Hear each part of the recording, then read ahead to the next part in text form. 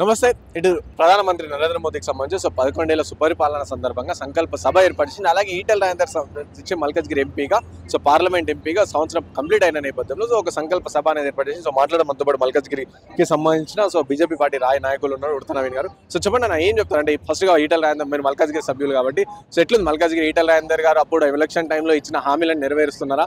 ప్రజల పక్షాన్ని ఉంటా అని చెప్పిన పరిస్థితి. ఉంటున్నారా ప్రజల పక్షాన్ని? ఏం చెప్తారు? 100% మల్కాజ్గిరి పార్లమెంట్ ప్రజలందరూ కూడా చేసిన అదృష్టం అనుకుంటున్నాం. మేమందరం కూడా ఇటువంటి నాయకుడు మా పార్లమెంటుకు ఒక ఎంపీగా రావడం, ఇటువంటి నాయకుడి ఆధ్వర్యంలో మేము కూడా భారతీయ జనతా పార్టీ నాయకులుగా ఆయన అండర్లో పనిచేయడం నిజంగా మా అందరికీ చాలా అదృష్టంగా మేము ఫీల్ అవుతున్నాం. ఎందుకంటే కేపబిలిటీ ఉన్న వ్యక్తి, మొత్తం తెలంగాణ వ్యాప్తంగా ప్రతి పౌరుడు గుర్తుపట్టే ఒక నాయకుడు మా మల్కాజ్గిరి పార్లమెంటుకు ఒక ఎంపీగా రావడం, మేము అతని అత్యంత భారీ మెజార్టీ 4 లక్షల మెజార్టీతోనే ఆయన గెలిపించుకున్నప్పటి నుంచి కూడా మీరు నమ్మారు 365 రోజులు ఆయన ఢిల్లీకి పోతే తప్ప, పార్లమెంట్ సమావేశాలు ఉన్నప్పుడు ఢిల్లీకి పోతే తప్ప మిగతా ప్రతి రోజు కూడా పొద్దున్న షెడ్యూల్ 6:30 7 గంటలకు స్టార్ట్ అయితే సాయంత్రం నైట్ వరకు కూడా ప్రజలలోనే ఉండి అన్ని అసెంబ్లీలు 7 అసెంబ్లీలు వస్తాయి మా ఎంపీ సెగ్మెంట్లో, మా పార్లమెంట్ సెగ్మెంట్లో 7 అసెంబ్లీలో పర్యటన చేస్తూ ఎక్కడక్కడ ఎప్పటికప్పుడు ప్రజలతో అప్రమత్తంగా ఉంటూ ప్రజలతోని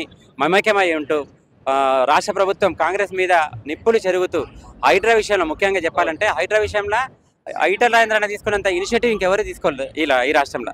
ప్రతి ఒక్కరి దగ్గరికి పోయి మీకు మేమున్నాం, నీకు అండగా మేమున్నాం, భరోసాగా మేమున్నాం అని చెప్పి ఆ నోటీసులు ఇచ్చిపోయినా కానీ అడ్డంగా నిలబడ్డాడు ప్రభుత్వానికి. ఇవాళ హైడ్రా అనేది భూస్థాపితమైంది. ఇవాళనే ఏది ఆయన హైడ్రా చైర్మన్ ఇవ్వాలని ఒక స్టేట్మెంట్ ఇచ్చారు. మీరు చూడండి, మీరు పాత ఇండ్లనే కానీ పాతగా కట్టుకున్న వాళ్ళనే కానీ మేము డిస్టర్బ్ చేయము. మేము ఎప్పుడైతే హైడ్రా స్టార్ట్ అయిందో అప్పటి నుంచి ఎవరైనా అక్రమంగా నిర్మిస్తే వాళ్ళని మాత్రం కూల్ చేస్తామని చెప్పి బాటంగా ప్రభుత్వమే బ్యాక్ స్టెప్ తీసుకొని ప్రజల పక్షాన మాట్లాడేటట్టుగా చేసిన ఏకైక వ్యక్తి నాయకుడు మా ఈటెల రాజేందర్ గారు.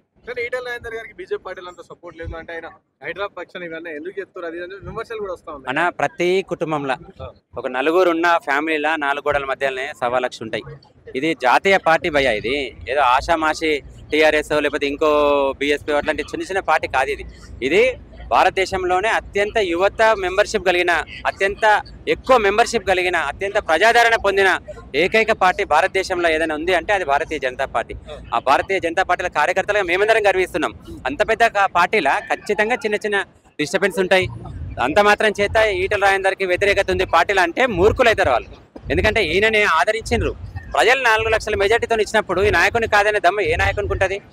చిన్న చిన్న డిస్టర్బెన్స్ ఉంటాయి, ఖచ్చితంగా ఉంటాయి. ఎందుకంటే ఇప్పుడు మేమున్నాం భారతీయ జనతా పార్టీలో మొదటి నుంచి పనిచేస్తున్నాం. రేపు పొద్దుగాల మా డివిజన్లో ఎవరైనా కొత్తగా వచ్చిండ్రు అనుకో మాకు కూడా అనిపిస్తుంది, అరే ఈయన ఎవరు ఇన్ని రోజులు మేము పని చేసుకుంటే కొత్తగా వచ్చిందని అనిపిస్తుంది. కానీ ఓవరాల్గా మనం చూడాలా పార్టీకి ఎంతవరకు లాయల్గా పనిచేస్తుండు, ప్రజలకు ఎంతమందిగా అందుబాటులో ఉంటుండు, ఏ రకంగా సేవలు అందిస్తాడు, పార్టీకి ఈయన వస్తే పార్టీ ముందుకు పోతుందా, పార్టీ ఎదుగుతుందా లేదా అని ఆలోచించాలా. అదే ఆలోచిస్తుంది మా నాయకత్వం మొత్తం కూడా. ఎట్లుండబోతుంది అంటే ఈటెల రాజేందర్ గారికి అధ్యక్ష పదవి ఇస్తే ఎట్లుండబోతుంది? 100% ఇప్పుడు అధ్యక్ష పదవి ఈటెల రాజేందర్కి ఇవ్వడము ఇవ్వకపోవడం అనేది అది కంప్లీట్ అధిష్టానం నిర్ణయిస్తుందబ్బా. మా ఆలోచన ఏంటంటే మేము అందరి నాయకులను కూడా సమచూపుగానే చూస్తాం. మేము జెండా కోసం పనిచేసే వాళ్ళం. అందులో ఈటెల రాజేందర్ లాంటి ప్రజానాయకుడు మాకు ఎంపీగా వచ్చిండు, అది అదృష్టం, అది బోనస్ మాకు. మీరు అన్నట్టుగా ఒకవేళ ఈయనకే అధ్యక్ష పదవి ఇచ్చింది అనుకోండి, మా పార్లమెంటు మెంబర్కి మా నాయకునికి అధ్యక్ష పదవి ఇస్తే మాకే ఇంకా ప్లస్ అవుతుంది. మాకు ముఖ్యంగా మా పార్లమెంటు నాయకులందరికీ కూడా మాకు న్యాయం జరుగుతుంది. కాబట్టి ఒకవేళ ఇచ్చినా ఇవ్వకపోయినా పార్టీ ఏ నిర్ణయం తీసుకున్నా ఎవరికి పట్టం కట్టినా వాళ్ళకి సహకరిస్తాం, వాళ్ళకి పనిచేస్తాం, మేము తోడ్పాటుగా ఉంటాం. ఇటు మోదీకి సంబంధించి 11 ఏళ్ల పాలనగా ఏం చేసిరు అంటే ఏం చెప్తారు? 100% 11 సంవత్సరాలుగా మోడీ ఏం చేసిన అనేది నేను చెప్తే భారతీయ జనతా పార్టీ నాయకునిగా అయిపోతుంది. కామన్ మెన్ అడగండి, సాధారణ మనిషిని అడగండి, చెప్తారు. ఎందుకంటే ప్రపంచ దేశాలల్లో ఇవాళ 12వ స్థానంలో ఉన్న ఆర్థిక వ్యవస్థని 4వ స్థానానికి పట్టుకొచ్చిన ఘనత మోడీ గారిది. ప్రపంచ దేశాలల్లో ఇవాళ భారతదేశం నుంచి ఒక యువకుడు చదువుకోవడానికి పోయినా, ఎక్కడ పనిచేయడానికి పోయినా, ఏ వీసా మీద పోయినా భారతదేశం నుంచి వచ్చిన పౌరుడుగా అంటే ఆయనకు గౌరవం దక్కుతుంది. ఆ ఘనత భారతీయ జనతా పార్టీ కేంద్రంలో ప్రభుత్వంలోకి వచ్చినప్పటి నుంచి అట్లాంటి తీసుకొచ్చిండ్రు. మీరు గమనించారు, యుద్ధంలో కూడా మన భారతీయులు ఎట్లా బయటకు వచ్చిండ్రు. మొన్న జరిగిన ఇరాన్ నుంచి కూడా ముస్లింలు కూడా భారతదేశం జిందాబాద్, హిందుస్థాన్ జిందాబాద్ అనుకుంటూ వచ్చారు. ఇలా చూసిన నేను న్యూస్. సో ఈ ఘనత అంతా ఎవరిది? నరేంద్ర మోడీ గారిది. 11 సంవత్సరాలుగా అన్ని సంక్షేమ పథకాలు ప్రజల కోసం అన్ని శాఖలల్లో ప్రతి దీంట్లో విభాగంలో కూడా పురోగతి సాధించింది. ఇదే విధంగా విజన్ 2047 ఏదైతే వికసిత భారత్ అని అన్నారో దానికి కూడా ప్రతి పౌరుడు ప్రమాణం చేసి మోడీ గారు అన్నట్టుగా సహకరిస్తే 2047 నాటికి ప్రపంచంలో అగ్రస్థానంలో భారతదేశం ఉండడం ఖాయం. మీ పేరు ఎక్కడ నుంచి? భిక్షపతి యాదవ్ అండి నా పేరు. నిజంపేట మున్సిపల్ కార్పొరేషన్ నుండి వచ్చాము మేమంతా కూడా. ఇక్కడ నరేంద్ర మోడీ గారు 11 సంవత్సరాల సుపరిపాలన పూర్తయిన సందర్భంగా, అదేవిధంగా మల్కాజ్గిరి పార్లమెంట్ ఈటల రాజేందర్ గారు 1 ఇయర్ పాలన పూర్తయిన సందర్భంగా ఈ యొక్క కార్యక్రమం ఏర్పాటు చేయడం జరిగింది. గతంతో పోలిస్తే ఈ 11 సంవత్సర కాలంలో కేంద్రంలోని నరేంద్ర మోడీ గారి నాయకత్వంలో బ్రహ్మాండమైనటువంటి ప్రజా సంక్షేమానికి సంబంధించినటువంటి ఫలాలే కాకుండా దేశ భద్రత విషయంలో కానివ్వండి, అనేకమైనటువంటి క్లిష్టతరమైనటువంటి సున్నితమైనటువంటి విషయాలపైన కూడా క్లారిటీ వచ్చింది. ముఖ్యంగా 370 ఆర్టికల్ విషయంలో కానివ్వండి, అదేవిధంగా మనకు సర్జికల్ స్ట్రైక్ కానివ్వండి, మొన్న జరిగినటువంటి ఆపరేషన్ సింధూర్ కానివ్వండి, ఇలాంటి విషయాల్లో నరేంద్ర మోడీ గారు మన భారతదేశం యొక్క ఔన్నత్యాన్ని ప్రపంచవ్యాప్తం చేయడం జరిగింది. అదేవిధంగా స్థానికంగా ఉన్నటువంటి మన గౌరవ ఎంపీ ఈటల రాజేందర్ గారు కూడా ఈ యొక్క సంవత్సర కాలంలోనే అత్యధికంగా మల్కాజిగిరి పార్లమెంటుకు నిధులను సాధించి పార్లమెంట్లో అత్యధికంగా ప్రజలకు సంబంధించినటువంటి ప్రశ్నలను లేవనెత్తడమే కాకుండా ఈ యొక్క కార్యక్రమం 11 సంవత్సరాల కాలంలో సాధించినటువంటి విజయాలను ఎగ్జిబిషన్ ఏర్పాటు చేయడంతో పాటు ప్రజలకు ఇంకా మరింత చేరువయ్యే రీతిగా ఈ యొక్క కార్యక్రమాన్ని ఏర్పాటు చేయడం, అందులో ముఖ్యంగా భారతీయ జనతా పార్టీకి సంబంధించినటువంటి కార్యకర్తలు నాయకులే కాకుండా ప్రజలందరూ కూడా పెద్ద ఎత్తున పాల్గొనడం చాలా సంతోషాన్ని ఇచ్చింది.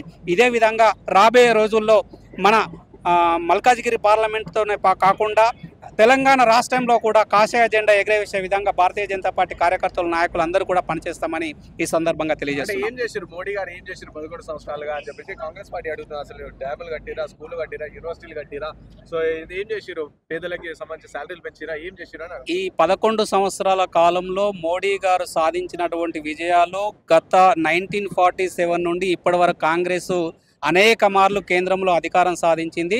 ఆ యొక్క ఫలితాలను చూస్తే మనం క్లియర్గా చూడవచ్చు మనం.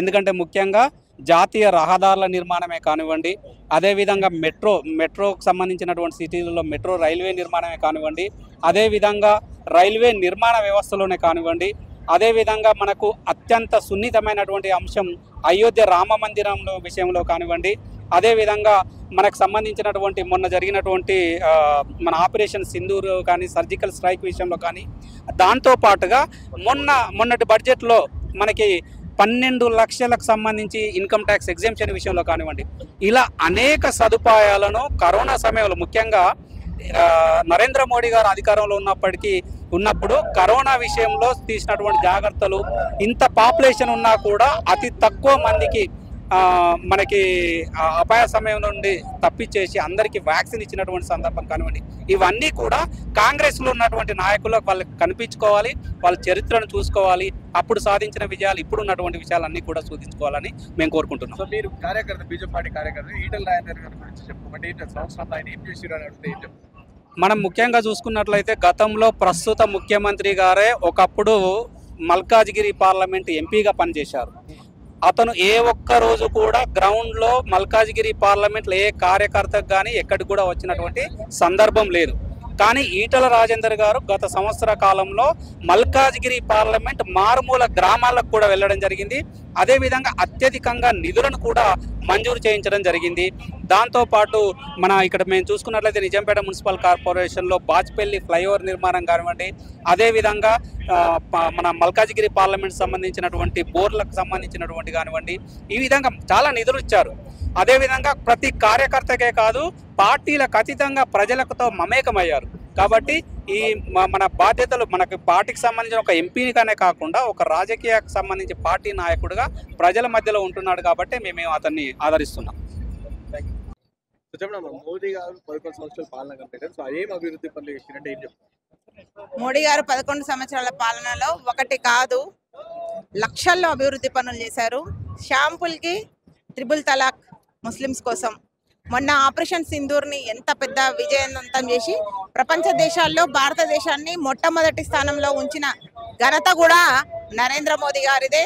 ఈరోజు ప్రపంచ దేశాలు మొత్తం మన సైడ్ చూస్తున్నాయి అంటే దానికి ఘనత నరేంద్ర మోదీ గారే. ఇక గ్రామ స్థాయిలో అయితే మనకు దీపం పథకం అని, ఆయుష్మాన్ భారత్ అని ఇలాంటి ఎన్నో పథకాల్లో చేసి మహిళలకు బియ్యం, రేషన్ బియ్యం అయితే ఏంటి, ఇలాంటివన్నీ కూడా నరేంద్ర మోడీ గారి దయ వల్లనే ఈరోజు ఆ, ఇంత హ్యాపీగా ప్రజలు ఈరోజు ఉన్నారు అంటే నరేంద్ర మోడీ గారి పాలనలోనే ఉన్నారు. ఇక ముందు కూడా తెలంగాణలో కూడా వచ్చేది భారతీయ జనతా పార్టీ. అప్పుడు ఇంకా పెద్ద ఎత్తున తెలంగాణ ప్రజలు కూడా చాలా సంతోషంగా ఉంటారు. అంటే తెలంగాణ ప్రజలు ఒప్పుకుంటారంటారా? ఎందుకంటే బీజేపీ పార్టీకి సంబంధించి ఇక్కడ 8 ఎమ్మెల్యే ఎంపీలతో సో ప్రజల పక్షాన కొట్లాడతలేరు అని చెప్పి ఒక వాదన ఉంది. ఏమంటారు?